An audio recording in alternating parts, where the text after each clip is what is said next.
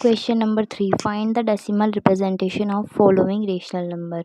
तो इसने बोला है डेसिमल रिप्रेजेंटेशन मतलब पॉइंट के रूप में आंसर आना है और रेशनल नंबर से निकालना है। तो मतलब ये रेशनल नंबर है तो हम क्या करेंगे, 27 को अंदर लिख देंगे, 4 को बाहर लिख देंगे। अब पॉइंट में आंसर आना चाहिए तो कैसे आएगा, डिवाइड करते हैं सिंपल।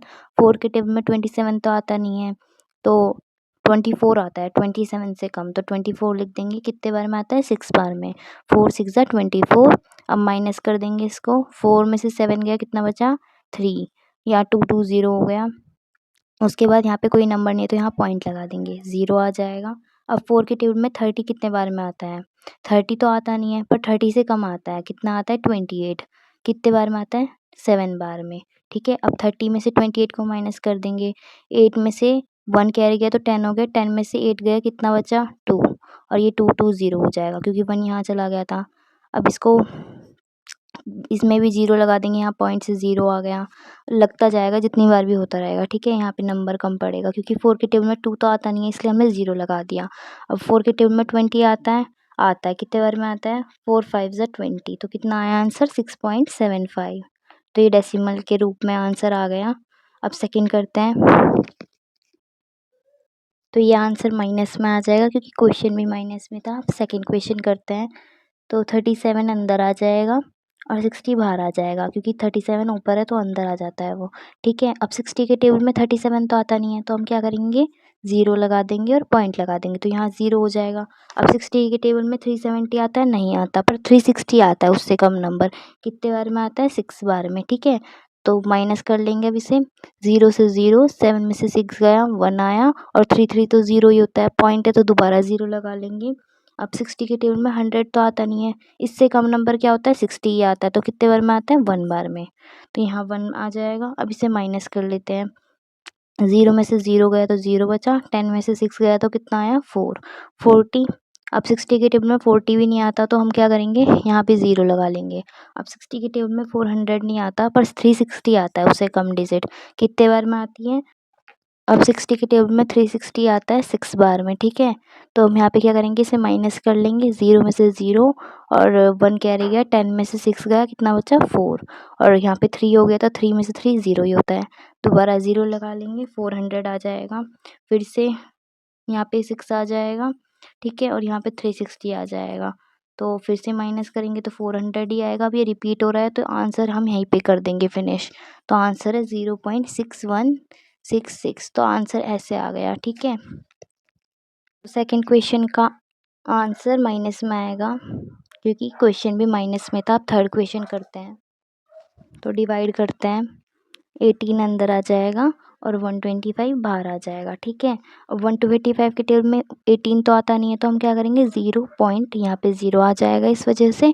अब 125 के टेबल में 180 नहीं आता, पर 125 आता है, कम डिजिट आती है 180 से, तो कितने बार में आती है, 1 बार में। अब इसे माइनस कर लेंगे, यहाँ पे 1 गया तो 10 हो गया, 10 में से 5 गया 5, और 7 में से 2 गया 5, तो 55 आ गया।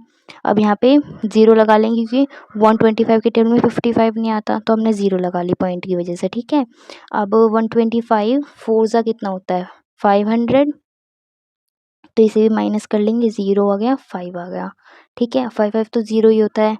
अब क्या करेंगे, इसमें भी 0 लगा लेंगे पॉइंट की वजह से, क्योंकि 125 के टेबल में 50 भी नहीं आता, तो एक और नंबर बढ़ाना पड़ेगा, इसलिए हमने 0 लगा दिया।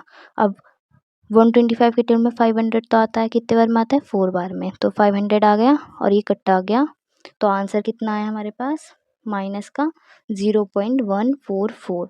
माइनस इसलिए आया क्योंकि क्वेश्चन में भी माइनस ही था। तो फोर्थ क्वेश्चन है -15/8, तो 15 को अंदर लिख लेंगे, 8 को बाहर लिख लेंगे। अब 8 1 जा 8 होता है, तो कितने बार में आया, 1 बार में। अब इसे माइनस कर लेंगे, 8 में से 15 माइनस करेंगे तो कितना आएगा, 9 10 11 12 13 14 15, तो 7 आया। अब यहाँ पे 0 लगा लेंगे क्योंकि इस 8 के टेबल में 7 नहीं आता, तो 8 के टेबल में 70 आता है, नहीं आता, पर 64 आता है, कितने बार में आता है, 8 बार में, 8 8 जा 64। अब इसे भी माइनस कर लेंगे, 4 में से 10 गया, 6 बचा, 1 कैरी ले लिया था क्योंकि अब यहाँ पे 6 में से 6 तो 0 ही होता है, पॉइंट सा दोबारा 0 लगा लेंगे क्योंकि 8 के टेबल में 6 नहीं आता। अब 8 के टेबल में 60 आता है, नहीं आता, पर 56 आता है, कितने बार में आता है, 7 बार में।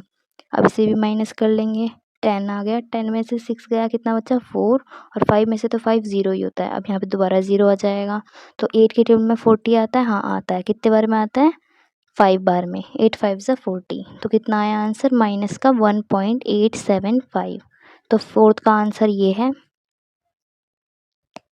Question number 4, if the number 1/2 plus 2/3 plus 3/4 plus 4/5 is expressed as a decimal will be terminating और non terminating, justify your answer. तो इसमें बताना है कि टर्मिनेटिंग है या नॉन टर्मिनेटिंग है। तो हम पहले क्या करेंगे, डिनोमिनेटर का एलसीएम ले लेंगे। तो 2, 3, 4, 5। तो 2 1 ज़ा 2 हो जाएगा, 3 ऐसा कैसे, क्योंकि 2 के टेबल में नहीं आता। 2 2 ज़ा 4 और 5। दोबारा 2 से करेंगे, 3, 2 1 ज़ा 2 और 5। ठीक है। अब 3 से करेंगे, 3 1 ज़ा 3, 1 5। तो अब 5 से करेंगे, 1 1 1 5 1 ज़ा 5। ठीक है। अब हम क्या लिखेंगे कि 2 × 2 × 3 × 5। तो 2 2 ज़ा 4, 4 3 ज़ा 12, 12 5 ज़ा कितना होता है 60। तो हम लिखेंगे नॉन टर्मिनेटिंग